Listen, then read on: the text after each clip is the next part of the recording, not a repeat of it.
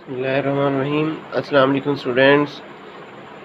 आज का जो हमारा टॉपिक है वो है अल्टरनेटिंग करंट, चैप्टर नंबर 16 का फर्स्ट लेक्चर। तो टॉपिक स्टार्ट करने से पहले सबसे रिक्वेस्ट है कि वो स्टूडेंट जिन्होंने अभी तक चैनल सब्सक्राइब नहीं किया है वो चैनल सब्सक्राइब कर लें, बेल आइकन के बटन को ज़रूर प्रेस करें ताकि आपको हर नई आने वाली वीडियो जो है वो मिल सके। तो आइए चलते हैं, हम अपना लेक्चर स्टार्ट करते हैं। अल्टरनेटिंग करंट, अल्टरनेटिव करंट के हवाले से आप पहले काफ़ी हद तक जान चुके हैं। चैप्टर नंबर 15 में हमने अल्टरनेट करंट जनरेटर जो है उसको पढ़ा है। तो अल्टरनेट करंट बेसिकली जो इसका सोर्स है वो अल्टरनेट करंट जनरेटर ही है, जिसको हम जो है मुख्तलिफ़ जगहों पे टर्बाइंस इस्तेमाल करके जो है वो एज ए सोर्स के तौर पे जो है वो क्रिएट करते हैं, अल्टरनेट करंट को प्रोड्यूस करते हैं। वर्ल्ड वाइडली जो है अल्टरनेट करंट का इस्तेमाल हमने प्रीवियसली भी बताया कि इसके अंदर हम पावर लॉसेस को मच जो है वो डिक्रीज़ कर सकते हैं और ये लॉन्ग डिस्टेंसेस तक जो है वो इजीली ट्रांसफॉर्मेबल है। तो अल्टरनेट करंट के बारे में जो है आज हम जानेंगे ये किस तरह ये फ़्लो करती है, किस तरह ये अपनी वैल्यू को अल्टर करती है, और इसके अलावा अगर हम इसको जो है वो मेजर करें, डिटर्मन करें किसी भी मीटर के थ्रू, तो हमें ये कौन सी वैल्यू जो है वो देगी। तो सबसे पहले इसकी डेफिनेशन की तरफ आते हैं। डेफिनेशन में हमने बताया हुआ अल्टरनेट करंट जो है ये कैसी करंट है जो अपनी पोलैरिटी को, जो अपनी डायरेक्शन को रिवर्स करती है सेवरल टाइम्स एक सेकंड के अंदर, उसको हम कहते हैं अल्टरनेटिव करंट। या अगर हम इसको जो है वो वोल्टेज सोर्स के रिस्पेक्टिवली देखें तो जो अल्टरनेट करंट है ये वोल्टेज सोर्स की सेवरल टाइम्स अपनी पोलैरिटी को रिवर्स करने के बाद जो है वो हम तक पहुंचती है। यानी कि यहाँ पे आपको पता होगा कि अल्टरनेट करंट का सिंबल जो है वो हम इस तरह बताते हैं, वेव फॉर्म इस तरह से ये प्रोपेगेट करती है। अगर हम इसकी इस प्रोपेगेशन को नोट डाउन करते हुए ये बताएं कि एक साइकिल जो है वो इसका बार बार रिपीट हो रहा है इसी तरह से, तो एक साइकिल के रिस्पेक्टिवली अगर हम इसको जो है वो पॉइंट आउट करें और वोल्टेज सोर्स को एक्सप्लेन करना चाहें तो एक साइकिल या एक कंप्लीट वेव जब दोबारा से रिपीट होना शुरू होती हैं तो उससे पहले तक जितना टाइम इसको लगता है कंप्लीट वेव मुकम्मल होने तक, उसको हम कहते हैं इसका टाइम पीरियड है। The time period in which voltage source changes its polarity once is known as time period. अपनी पोलैरिटी जो है वो वोल्टेज सोर्स जब अपनी पोलैरिटी एक दफ़ा मुकम्मल तौर पे चेंज होने के बाद दोबारा रिपीट करना शुरू करता है तो उतने टाइम को हम क्या कहते हैं, टाइम पीरियड। बिलफर्ज अगर मैं क्या कहूँ कि यहाँ से लेके यहाँ तक का जो टाइम पीरियड है वो टी है, टाइम जो है वो टाइम पीरियड के बराबर है, तो पॉजिटिव पीक जो है वो बेसिकली इस अल्टरनेट करंट की एक डायरेक्शन को शो करती है, वोल्टेज सोर्स की एक पोलैरिटी को शो करती है, और जो इसकी नेगेटिव पीक है वो उसकी अपोजिट डायरेक्शन या अपोजिट हाफ पोलैरिटी को रिप्रेजेंट करती है। बिलफर्ज अगर मैं ये कहूँ कि ये आपके पास एक सर्किट है जिसमें रेजिस्टेंस आर हमने कनेक्ट की है, ये अल्टरनेट करंट सोर्स का जो है ये सिंबल है, तो इसकी हमने दोनों साइड्स को नाम दे दिया ए और बी। और बिलफर्ज अगर ये टोटल जो है वो टाइम पीरियड टी के इक्वल था तो इसका हाफ किसके इक्वल होगा, t/2 के। तो यहाँ पे मैं कहूँगा 0 से लेके t/2 तक जो है वो बिलफर्ज ए जो पोलैरिटी थी वो पॉजिटिव थी और इस तरफ ये नेगेटिव थी, तो यहाँ से अल्टरनेट करंट जो है वो क्लॉकवाइज जो है वो फ्लो करेगी, इसके अंदर इस डायरेक्शन में फ्लो करेगी। और जब इसकी नेगेटिव पीक आएगी, नेगेटिव पीक क्यों आ रही है, क्योंकि अल्टरनेट करंट वोल्टेज सोर्स ने अपनी पोलैरिटी को रिवर्स कर ली, पॉजिटिव नेगेटिव में कन्वर्ट हो गया, नेगेटिव पॉजिटिव में। और जो इसका टाइम पीरियड था वो कौन सा था, t/2 से t तक। तो t/2 से t तक जो इसकी डायरेक्शन है करंट की, अल्टरनेट करंट की, वो आपके पास एंटी क्लॉकवाइज हो। यहाँ पे कौन सी थी, क्लॉकवाइज, यानी कि 0 से t/2 तक पॉजिटिव और t/2 से t तक ये आपको नेगेटिव पोलैरिटी में डायरेक्शन देगी। अब हम नेक्स्ट जो है वो देखेंगे भी कि इंडिविजुअली मुख्तलिफ टाइम पीरियड या इंस्टेंटेनियस टाइम के ऊपर क्या वोल्टेज और करंट की वैल्यू यही रहती है? उसके लिए भी हम नेक्स्ट चलते हैं, लेकिन इससे पहले हम अगेन टाइम पीरियड और फ्रीक्वेंसी को जो है एक दफ़ा से एक्यूमुलेट कर लें, आपस में कंबाइन कर लें। The time period in which voltage source changes its polarity, in which voltage source changes its polarity once is known as time period, और इसको आप कैपिटल टी के साथ जो है वो रिप्रेजेंट करते हैं। जो इंस्टेंटेनियस टाइम होगा उसको हम स्मॉल टी के साथ रिप्रेजेंट करेंगे। और फ्रीक्वेंसी क्या होती है? Number of cycles completed in 1 second. वो अगर 10 साइकिल्स हैं तो इस अल्टरनेट सोर्स की फ्रीक्वेंसी 10 हर्ट्ज होगी, और अगर 50 साइकिल्स 1 सेकेंड के अंदर ये रिपीट हो रहे हैं तो इसकी फ्रीक्वेंसी जो है वो 50 हर्ट्ज होगी। और ये बेसिकली आपको पता ही है कि फ्रीक्वेंसी जो है ये टाइम पीरियड का रेसिप्रोकल होता है। तो चलिए अब हम जो है इसका जो फार्मूले के रिस्पेक्टिवली जो हमने अल्टरनेट करंट जनरेटर के अंदर जो है डिड्यूस किया था, उस फार्मूले से देखते हैं कि इसकी वेव फॉर्म जो है क्या मुख्तलिफ इंस्टेंटेनियस टाइम पीरियड के ऊपर उसी तरह की बनती है। तो उसके लिए हम लिखते हैं इसको। तो नेक्स्ट हम source of alternate current voltage जो है वो बता रहे हैं, जो कि हमने बताया अभी प्रीवियसली भी कि इसका जो सोर्स है वो होता है अल्टरनेट करंट जनरेटर, जिसकी आउटपुट हमने जो है वो पहले जो डिड्यूस की हुई थी वो थी E equals to E naught sine of omega T या साइन ऑफ थीटा। ये हमने उसकी आउटपुट वोल्टेज जो है बताई थी, जिसमें ई नॉट जो था वो इक्वल था आपके NWAB। अगर आपको याद हो तो हमने इस तरह से इसको डिवाइड किया था। अब यहाँ पे हम उस पर्टिकुलर EMF की बजाय हम इसको एज ए वोल्टेज सोर्स के तौर पे ले रहे हैं, V is equal to V naught sine of omega T. और यहाँ पे ओमेगा जो है वो किसके इक्वल है? वो इक्वल है 2 पाई एफ के या 2 पाई ओवर कैपिटल टी के। एफ जो है वो इक्वल होता है 1 ओवर टी के।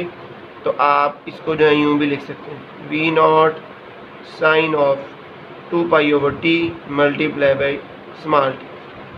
यहाँ पे ये जो स्मॉल टी है ये इंस्टेंटेनियस टाइम को रिप्रेजेंट कर रहा है, और कैपिटल टी ये आपको टाइम पीरियड के रिस्पेक्टिवली वैल्यू जो है वो बताएगा। और यहाँ पे v जो है ये आप इंस्टेंटेनियस वैल्यू दे दें।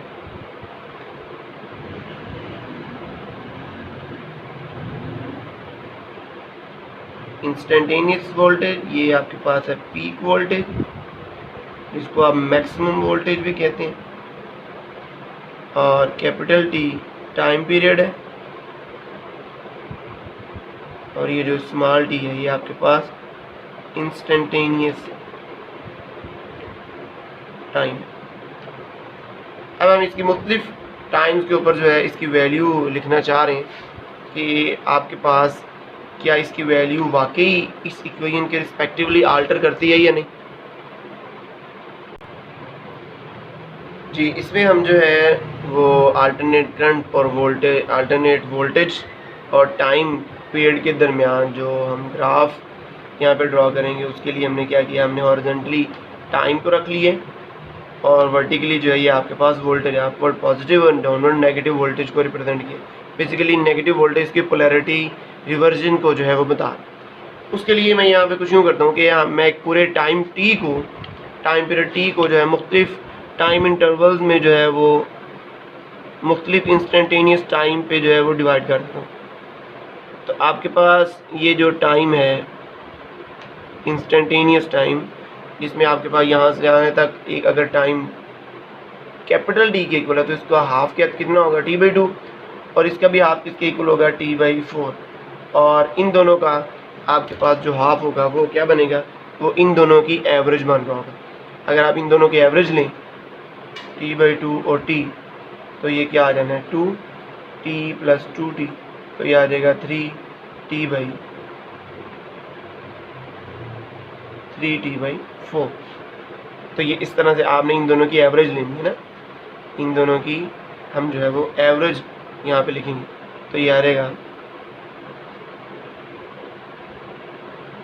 3T/4। तो इस तरह आपने इसकी वैल्यू जो है वो अलग अलग से जो है वो लिखनी होगी। तो हमने इसको जो है वो कुछ इस तरह से लिख दिया।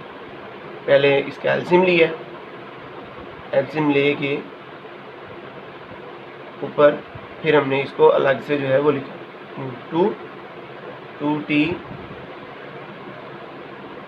Divided by 2। तो इस तरह से आपके पास 3t/4 जो है वो आ जाएगा। तो ये आपके पास मुख्तलिफ इंस्टेंटेनियस टाइम की जो है वो वैल्यू है। तो अब हम जो है बारी बारी इस इंस्टेंटेनियस टाइम t की वैल्यू इसमें पुट करते रहेंगे और देखते रहेंगे कि आपके पास क्या रिजल्ट आ रहा है। At t is equal to 0, ये आपके पास जो इक्वेशन है v is equals to v0 sine of 2π/t multiply by 0। तो हमने इस इंस्टेंटेनियस टाइम की जगह पे जो है उसकी वैल्यू पुट कर दी। तो आपके पास ये क्या रिजल्ट आ जाएगा, सारे के सारे एंगल 0 हो जाएगा। तो साइन 0 की वैल्यू क्या होती है, 0। तो आपके पास इंस्टेंटेनियस वोल्टेज का रिजल्ट क्या आ गया, 0। इसका मतलब है जब टाइम अभी 0 है तो आपके पास सबसे पहला पॉइंट क्या आएगा, 0। जब वोल्टेज क्या होगी, 0 के इक्वल होगी। इसी तरह जब टाइम आपके पास जो है इंस्टेंटेनियस टाइम t/4 हो गया तो तब आपके पास वोल्टेज सोर्स जो है उसकी वैल्यू होगी 2π/t मल्टीप्लाई बाई t/4। यहाँ पे हम अगर इसको सिंप्लीफाई करें तो आपके पास इसका एंगल जो है रेडियन में वो बचता है π/2, और π/2 बेसिकली 90 डिग्री को रिप्रेजेंट कर रहे हैं, और साइन 90 का आंसर जो है वो क्या होता है, 1। तो आपके पास इंस्टेंटेनियस वैल्यू ऑफ वोल्टेज क्या आ जाएगी, v0। तो इसका मतलब है अगर मैं यहाँ पे उन्हीं टाइम्स को जो है उन्हीं टाइम स्पैन को ड्रॉ कर दूँ, यानी कि ये आपके पास टाइम अगर हो t/4, ये वाला टाइम t, ये वाला टाइम जो है सॉरी ये t/2, ये 3t/4, और ये आपके पास लास्ट पे t हो, तो फिर आप इसको किस तरह से लिखेंगे। ये आपके पास पीक वैल्यू आ रही है इसके ऊपर t/4 के ऊपर। तो इसी तरह अब हमने 2 टाइम पुट कर दिए, अब आप नेक्स्ट टाइम पुट करेंगे t/2। इसमें आपके पास टाइम था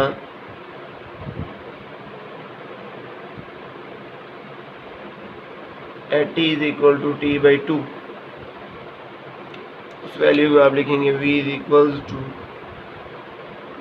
v0 sine of 2π/T multiply by t/2। तो ये कैंसिल आउट हो गया, आपको मिलेगा इसका आंसर ओनली पाई रेडियन। तो पाई रेडियन 180 डिग्री की इक्वल है, और साइन 180 का आंसर भी आपके पास किसके इक्वल है, 0 के। तो रिजल्ट आपको क्या मिल गया, इसका v का 0 जैसे आपको पहले मिला था। तो यहाँ पे t/2 टाइम पे आपके पास ये वाला पॉइंट आएगा, यानी कि यहाँ से ग्राफ जो वोल्टेज है वो ग्रेजुअली बढ़ेगी बढ़ेगी बढ़ेगी, और फिर ग्रेजुअली इसके बाद कम होना शुरू हो जाएगी। कहाँ तक, t/2 तक। अब नेक्स्ट हम जो है वो देखेंगे at time t is equal to 3t/4। तो 3t/4 पे जो हमारे पास इसका एंगल है वो बन रहा है 3t/4, t के साथ कट गया, और ये क्या आ गया नीचे 2, 3π/2।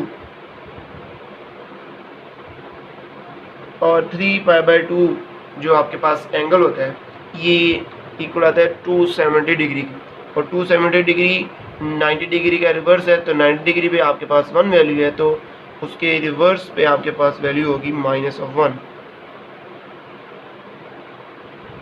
तो ये वोल्टेज की वैल्यू आपके पास आ गई v0 की -v0। Instantaneous value of voltage जो है वो क्या आ गई -v0। तो इसके आपने पैरेलली ये पॉइंट ड्रॉ करते हैं। तो इस तरह वैल्यू इसकी जो है वो नेगेटिव पीक की तरफ बढ़ेगी। तो नेक्स्ट जो है लास्ट पे जब ये इसका टाइम पीरियड t जो है वो कैपिटल T के इक्वल हो जाएगा, फिर हम इसको लिखेंगे v is equals to v0 sine of 2π/T multiply by t। ये कैंसिल आउट हो गया, तो यहाँ पे आ जाएगा v naught sine of 2 pi, और साइन ऑफ 2 पाई जो है वो 360 डिग्री के इक्वल होता है, यानी कि दोबारा से ये 0 डिग्री वाली कंडीशन में आ गए, तो वहाँ पे इसका अगेन रिजल्ट क्या होगा 0। यहाँ पे भी हमने इसकी वैल्यू क्या बताई है 0, और इस जगह पे भी हमने इसकी वैल्यू क्या बताई 0। तो 3 जगह पे इसकी वैल्यू 0 और ये दोबारा से ये नेक्स्ट साइकिल की तरफ जा रही है, यहाँ पे 0 होगी, यानी कि आपके पास जो पीक है वो कुछ इस तरह की बनी। तो इस तरह हमने देखा कि ये एक कंप्लीट साइकिल जो है वो मुकम्मल हो गया है कितने टाइम में, एक टाइम पीरियड के दौरान, और जो हम बार बार कहते थे कि ये वैल्यू आल्टर करती है इस तरह से, उसके बारे में भी हमें पता चल गया कि हाँ वाकई इसका साइकिल जो है वो साइनोसाइडल वेव बनता है। साइन, इसको हम साइन वेव भी कहते हैं, साइन वेव। अब ये जस्ट अल्टरनेट वोल्टेज का ऐसा नहीं है, अगर आप इसमें अल्टरनेट करंट का रिलेशन भी देखेंगे ना, ये था ना ओमेगा टी, ये था आपके पास रिलेशन वोल्टेज का, और हमने इसी के रिस्पेक्टिवली करंट को भी ड्रॉ किया हुआ है। आपको याद हो अगर हम इस इक्वेशन को आर से डिवाइड कर दें दोनों तरफ, तो इधर क्या बनेगा इंस्टेंटेनियस वैल्यू ऑफ करंट, और इधर instantaneous value off peak value of current. तो उसका आपके पास रिलेशन भी कुछ ऐसा ही आता है, उसका ग्राफ भी आपके पास इसी तरह का ही बनेगा। अल्टरनेट करंट ऊपर पॉजिटिव पीक होगी, नीचे नेगेटिव पीक होगी, और इस तरफ टाइम ट्रेवल कर रहा है। अच्छा, अब ये तो आपको मैंने बता दिया इसका कि इस तरह से जो है वो इतने टाइम पीरियड पे इतनी वोल्टेज की वैल्यू है, ये आपको यहाँ से पता चला। एक चीज़ और आपने यहाँ पे नोट करनी है, और वो क्या है, वो यहाँ पे हमारे पास ये जो एंगल है इसका फेजर एंगल है वो है। यहाँ पे आप देखें तो जब टाइम पीरियड टी था तो हमने देखने लास्ट पे रिजल्ट क्या आ रहा था एंगल का, वो क्या है 0। तो यहाँ पे फेजर एंगल क्या है आपके पास 0, और जब आपने t/4 पुट किया तब एंगल कितना आया π/2। इसको हम क्या लिखेंगे π/2, t/4 पे कितना है π/2, और t/2 पे कितना होगा पाई रेडियन। इसी तरह 3t/4 पे कितना है लास्ट पे 3 π/2, और इसी तरह t टाइम पीरियड के ऊपर किसके इक्वल है 2 पाई। ये आपने मुख्तलिफ रिस्पेक्टिव टाइम पीरियड के रिस्पेक्टिवली आपने रिस्पेक्टिव फेजर एंगल जो है वो भी नोट करना है। इसको भी आप एक और तरीके से जो है वो आसानी से याद रख सकते हैं, वो कुछ इस तरह से है। जैसे हमने इस टाइम पीरियड टी को जो है मुख्तलिफ स्पैन्स में जो है वो डिवाइड किया था, यहाँ पे भी आप समझ लें कि आपके पास एंगल जो है वो 0 से 2 पाई तक है।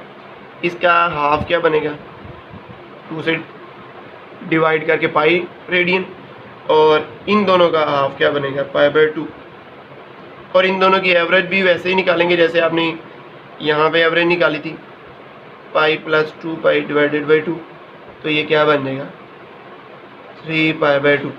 तो यहाँ पे एंगल क्या आ जाएगा 3 π/2। अब ज़रा आप इसको और उसको कंपेयर कर लें,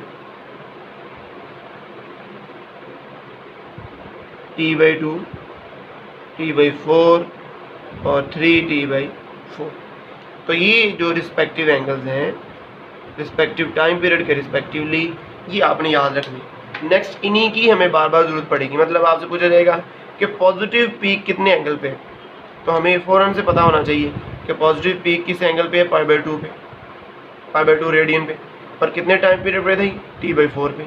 नेगेटिव पीक कब है 3t/4 यानी कि 3 π/2 रेडियन पे, और इसी तरह 0 कहाँ पे है पाई पे या 2 पाई पे या पाई के मल्टीपल्स पे, यानी कि 0 t/2 और t, और इसी तरह नेक्स्ट हाफ आप साइकिल अगर इसमें ऐड करते जाएं तो।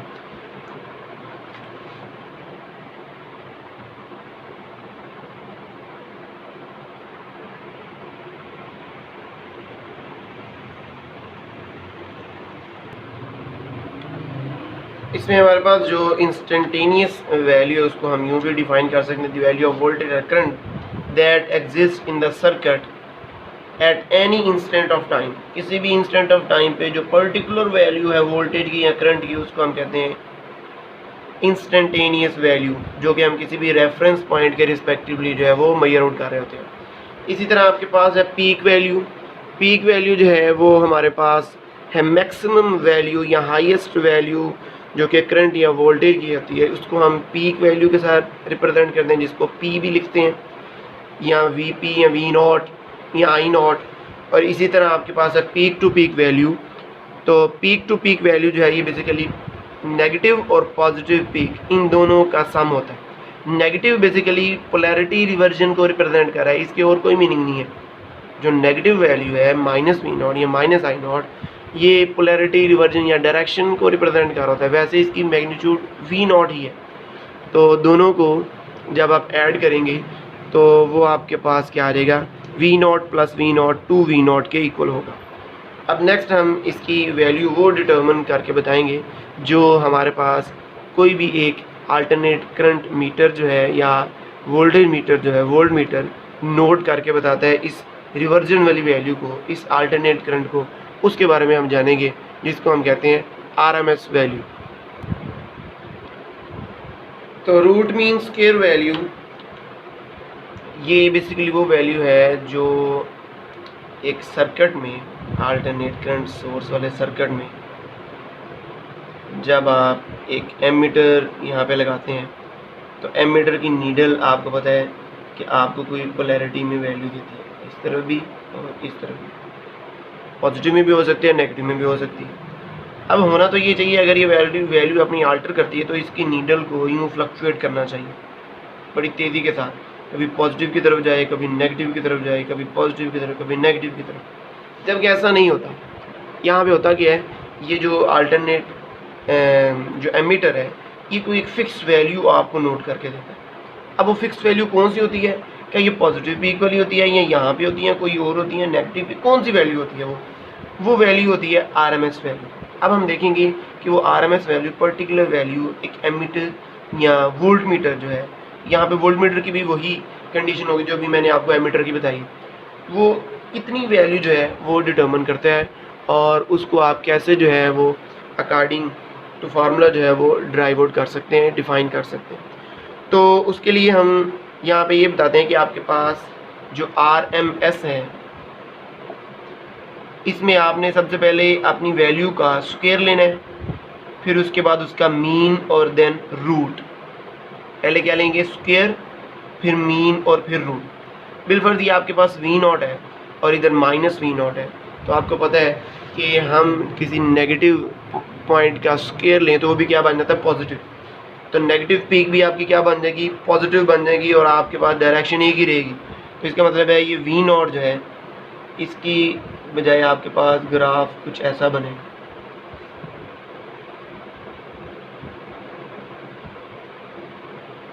और नेगेटिव पीक जो है वो भी आपके पास क्या बनेगी, पॉजिटिव। इसी तरह अगेन ये वाली नेगेटिव पीक जो है ये भी क्या बन रही होगी, पॉजिटिव। तो ये आपके पास क्या मिल गया आपको, वी नॉट स्क्वायर। तो इस तरह नेगेटिव पीक्स जो है वो भी आपको क्या वैल्यू दे रही हैं, पॉजिटिव वैल्यू।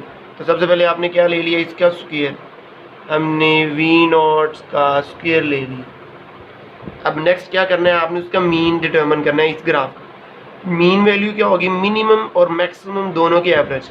मिनिमम इसकी कितनी है, 0, और मैक्सिमम कितनी है, वी नॉट। तो जब हम इसकी मीन डिटर्मिन करेंगे उसमें हम क्या करेंगे, दोनों को ऐड करके 2 पे तकसीम कर देंगे। यानी कि सबसे पहले आपने क्या किया है, स्क्वायर, और फिर आपने उसकी क्या वैल्यू लिया, मीन। मीन का मतलब यहाँ में क्या, एवरेज। और फिर इसके बाद हमें क्या करना होगा, स्क्वायर रूट लेना होगा इसका, वी नॉट स्क्वायर ओवर 2। तो इसका जब हम स्क्वायर रूट लेंगे तो डेफिनेटली स्क्वायर रूट के बाद इसकी वैल्यू जो है वो हाफ हो जाती है। हाफ से भी मतलब हम कहते हैं काफ़ी हद तक कम हो जाती है। जैसे 4 का स्क्वायर रूट लें तो 4 हो जाता है, 2 हो जाता है, 9 का लें तो 3 होता है, इस तरह 16 का लें तो क्या होगा, 4। तो आप उसी के रिस्पेक्टिवली देखें, जितनी बड़ी वैल्यू होगी तो उसका जो स्क्वायर रूट है वो उतना ही छोटा होता जाएगा। तो यहाँ पे जो इसकी पीक वैल्यू है उसकी जो ओरिजिनल है वो हमारे पास किसी और तरह से होगी। बिलफर्ज मैं ये कहता हूँ आपके पास 3 था, आपने इसका स्केयर लिया तो क्या बन गया 9। फिर आप अगर उसकी एवरेज लें तो क्या बनता है, ये बन जाएगा 9/2 यानी कि 4.5। अब 4.5 है, 4.5 का स्क्वायर रूट लें तो क्या बनता है 2 पॉइंट समथिंग। ऐसा नहीं है कि वो V0 बन जाएगा, ये एवरेज थी। ये मैं बताना चाह रहा हूँ कि स्क्वायर रूट लेने के बाद ओरिजिनल वैल्यू नहीं बनती, ओरिजिनल से क्या बनती है कम। तो यहाँ पे जब ओरिजिनल से कम बनेगी तो आपके पास हर पॉइंट पे ये रिजल्ट आए, पीक से थोड़ा सा नीचे। ये आपके पास है VRMS, जिसमें आपने क्या किया V0 स्क्वायर और स्क्वायर रूट लिया दोनों तरफ। ये आपके पास क्या आएगा V0/√2। इसको आप कह रहे हैं VRMS। ओके, इस वैल्यू को हम VRMS रिप्रेजेंट कर रहे हैं। तो ये जो हमने इसकी वैल्यू RMS वैल्यू डिड्यूस की है, इसके मुताबिक हम देख रहे हैं कि ये किसके इक्वल है V0/√2 के। तो V0 और √2 1/√2 को हम सिंप्लीफाई करें तो 0.7 आता है। इसी तरह अगर हम अल्टरनेट करंट को देखें तो हमने कहा था उसका ग्राफ भी ऐसा ही बनता है साइनोसाइडल। उसकी भी अगर आप RMS वैल्यू डिटर्मिन करेंगे तो वो भी पीक वैल्यू डिवाइडेड बाई √2 आएगा, 0.7 ऑफ I0। इस तरह से आपके पास उसकी भी वैल्यू आएगी 0.7 ऑफ I0। तो यहाँ से भी आपको पता चल रहा है IRMS वैल्यू जो है वो लेस देन होती है किससे, पीक वैल्यू से। तो आज तक हमारा यहीं तक लेक्चर था। नेक्स्ट लेक्चर में हम देखेंगे कि ये फेज़र एंगल क्या होता है, फेज़ लैग और फेज़ लीड क्या होता है। तब तक के लिए जो है वो इस लेक्चर को आपको समझना बहुत ज़रूरी है। अगर आपको अभी समझ नहीं है इसको दोबारा रिपीट करके देखें ताकि आपको नेक्स्ट लेक्चर की जो है बड़ी आसानी से समझ आ सके। तब तक के लिए बेटा अल्लाह हाफिज़।